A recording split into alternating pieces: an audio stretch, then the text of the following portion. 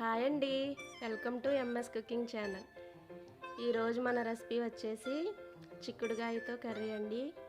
ఎప్పుడూ చేసే విధంగా కాకుండా కొత్తగా ట్రై చేద్దాం రండి.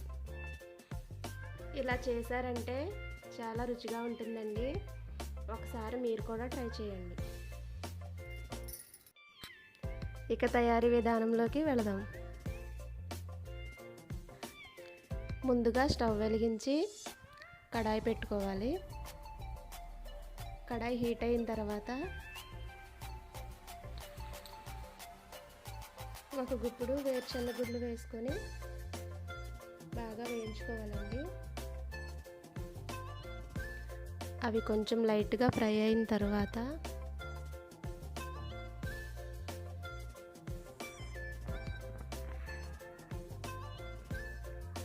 ధనియాలు, దాల్చిన చెక్క, లవంగాలు ఒక 4 తీసుకొని అందులో వేసుకోవాలి.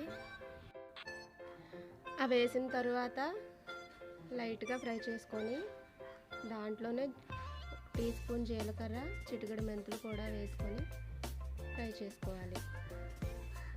తర్వాత 2 టేబుల్ స్పూన్లు నువ్వులు కూడా వేసుకొని దోరగా ఫ్రై చేసుకోవాలి.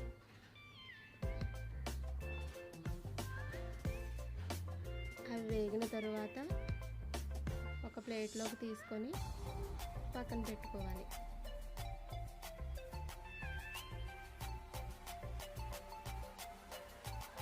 మళ్ళీ స్టవ్ వెలిగించి రైస్ కుక్కర్ పెట్టుకోవాలి.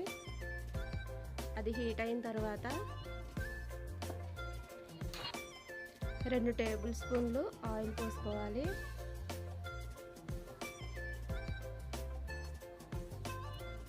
నా ఛానల్ కనుక ఫస్ట్ టైం చూస్తున్నట్లయితే లైక్ చేయండి, షేర్ చేయండి, సబ్స్క్రైబ్ చేసుకోండి.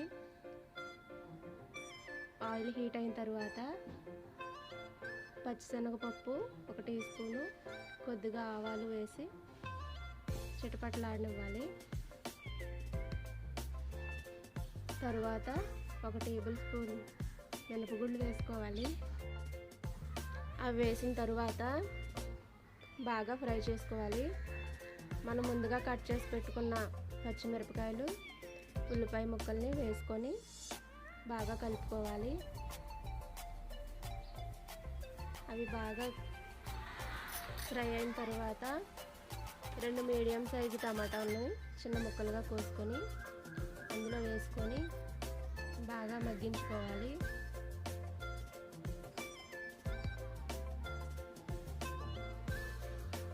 దాంట్లో కొంచెం పసుపు, టేస్ట్కి సరిపడా సాల్ట్ వేసుకోవాలి.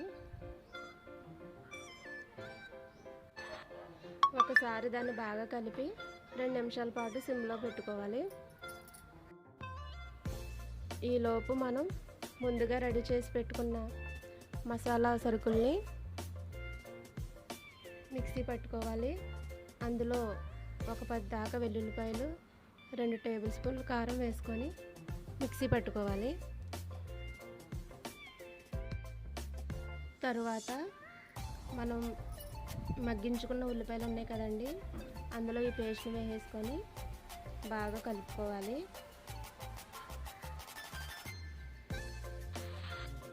మొత్తం కలిసేటట్టు బాగా కలుపుకోవాలండి. అడుగు పట్టకుండా చూసుకోవాలి.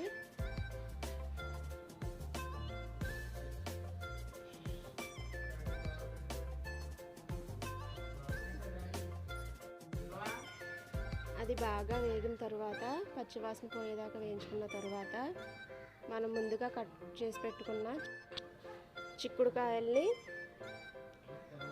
దాంట్లో వేసేసుకొని బాగా కలుపుకోవాలండి.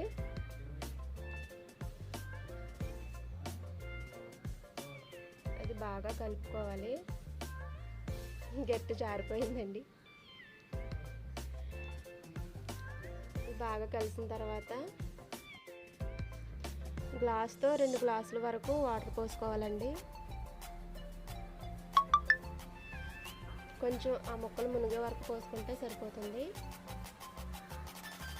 ఒకసారి బాగా కలుపుకోవాలి. కలుపుకొని మనం కుక్కర్ మూత పెట్టేసుకోవాలండి. కుక్కర్ మూత పెట్టుకున్న తర్వాత ఒక 3 విజిల్స్ రానివ్వాలి. ఈ రెసిపీ మీకు నచ్చినట్లయితే మీ ఫ్రెండ్స్ అండ్ ఫ్యామిలీ మెంబర్స్కి షేర్ చేయండి. నా నెక్స్ట్ వీడియోలో మీకు ఏం కర్రీ కావాలో తప్పకుండా కామెంట్ చేయండి, ట్రై చేస్తాను.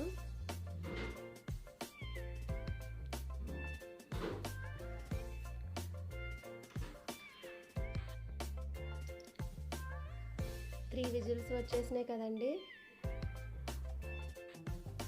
ఇంకా కూర రెడీ అయిపోయినట్లేనండి. మనం మూత వేసుకొని ఒక బౌల్లోకి తీసుకొని సర్వ్ చేసుకోవడమేనండి. అంతేనండి, ఎంతో రుచిగా ఉండే చిక్కుడుకాయ కర్రీ రెడీ అయిపోయినట్లే. మీరు కూడా ఒకసారి ట్రై చేయండి, చాలా బాగుంటుంది. చాలా ఇష్టంగా తింటారండి. మళ్ళీ నెక్స్ట్ వీడియోలో కలుద్దామండి. Thanks for watching.